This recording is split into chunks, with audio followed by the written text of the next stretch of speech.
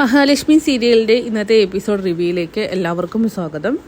അങ്ങനെ മഹാലക്ഷ്മിയും കണ്ണനും തങ്ങളുടെ ഫസ്റ്റ് വെഡിങ് ആനിവേഴ്സറി അനന്തുവിന്റെയും ലേഖയുടെയും വീട്ടിൽ വെച്ച് സന്തോഷകരമായി തന്നെ ആഘോഷിക്കുകയാണ്. ഈ സമയമാണ് മേഘനാഥനാണെങ്കിൽ ആ കാർത്തികേയന്റെ കൂട്ടാളിയായിട്ടുള്ള അയാളെ കണ്ണൻ എഴുന്നേറ്റ് നടക്കുന്നുണ്ടോ എന്ന് നോക്കാനായിട്ട് വിട്ടയക്കുന്നത്.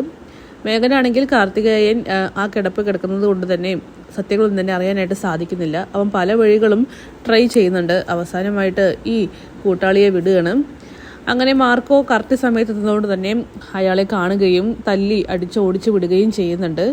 എന്തായാലും ഈ വിവരം അറിയുമ്പോൾ തന്നെ കണ്ണനും മഹാലക്ഷ്മിയും ആകെ ഷോക്കാവുകയാണ്. അങ്ങനെ ഓടിച്ചു വിട്ടതിന് ശേഷം മാർക്കോയാണെങ്കിൽ തിരിച്ചു വന്നിട്ട് പറയുന്നുണ്ട്, എപ്പോഴും ഒരു കരുതൽ വേണം. സാർ എഴുതിട്ട് നടക്കുന്നുണ്ടെന്നുള്ള സത്യം പുറം ലോകം അറിഞ്ഞിട്ടില്ല, പ്രത്യേകിച്ച് നിങ്ങളുടെ ശത്രുക്കൾ. നിങ്ങളങ്ങനെ അറിയിക്കാൻ തീരുമാനിക്കുന്ന കാലത്തോളം ഇത് മറച്ചു വയ്ക്കാനാണല്ലോ. അതുകൊണ്ട് തന്നെ സൂക്ഷിച്ചു വേണം. പിന്നെ എല്ലാം കൊണ്ടും എല്ലാവരും ഭയങ്കര ദേഷ്യത്തിലാണ്. മഹാലക്ഷ്മി ഗർഭിണിയാണെന്നും സാർ എഴുന്നേറ്റ് നടക്കാൻ തുടങ്ങിയെന്നും പറഞ്ഞാൽ ഉറപ്പായിട്ടും അവരൊന്നും അടങ്ങിയിരിക്കില്ല. അതുകൊണ്ട് തന്നെ എപ്പോഴും വീൽ ചെയർ അടുത്ത് വേണം. ഇനിയിപ്പോൾ അടുത്ത് പുതിയ എന്തെങ്കിലും പ്ലാനുകളായിരിക്കും മേഘനാഥൻ കണക്ക് കൂട്ടുന്നുണ്ടാകുക. അവനെ എൻ്റെ കയ്യിൽ കിട്ടിയിട്ടില്ല. അവൻ ഇടയ്ക്കിടയ്ക്ക് ആ കാർത്തികേയനെ ചെന്ന് കാണുന്നുണ്ടെന്ന് എനിക്കറിയാൻ സാധിച്ചിട്ടുണ്ട്. പിന്നെ ആ കാർത്തികേയൻ റിക്കവർ ആയിട്ട് വരുന്നത് വരെ സാറ് സേഫാണ്. അല്ലെങ്കിൽ സാറിൻ്റെ ഈ രഹസ്യമായി തന്നെ ഇരിക്കും. അത് കഴിഞ്ഞാലാണ് ബുദ്ധിമുട്ടും. പിന്നെ കാർത്തികേയനെ ഞാൻ ഇടയ്ക്ക് ചെന്ന് കാണാറുണ്ട്, അവനോട് കാര്യങ്ങളും പറയാറുണ്ട്. ഇപ്പോൾ എനിക്ക് മനസ്സിലായത് അവൻ്റെ കൂട്ടാളിയാണ് ഇങ്ങോട്ട് വിട്ടയച്ചിരിക്കുന്നത് മേഘനാഥൻ. എന്തായാലും മേഘൻ്റെ ഉദ്ദേശം അറിയാമല്ലോ. അതുകൊണ്ട് സാറ് മഹാലക്ഷ്മിയും സൂക്ഷിക്കണമെന്നൊക്കെ മാർക്കോ പറയുന്നു. ഇനി പേടിക്കണ്ട, അവനെ ഞാൻ അടിച്ചു വിട്ടിട്ടുണ്ട്. അതുകൊണ്ട് തന്നെ കേക്ക് കട്ടിങ്ങും മറ്റു ആഘോഷങ്ങളൊക്കെ തുടങ്ങാമെന്ന് പറയുമ്പോൾ അനന്തവും ലേഖയും കേക്കൊക്കെ സെറ്റാക്കി വെച്ചിട്ടുണ്ടല്ലോ, അവിടേക്ക് കൊണ്ടുപോവുകയാണ്. അങ്ങനെ അവരെല്ലാവരും ചേർന്ന് സന്തോഷത്തോട് കൂടിയിട്ട് കേക്കൊക്കെ മുറിക്കുന്നുണ്ട്. മഹാലക്ഷ്മിക്കാണെങ്കിൽ കണ്ണൻ കേക്ക് വായിലൊക്കെ വെച്ച് കൊടുക്കുകയാണ്.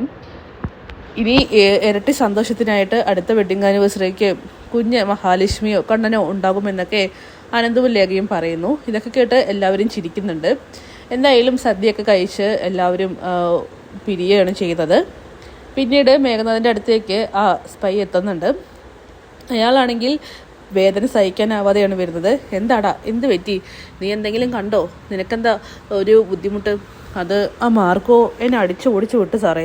അവൻ അവിടേക്കും വന്നോ? അതെ വന്നേ.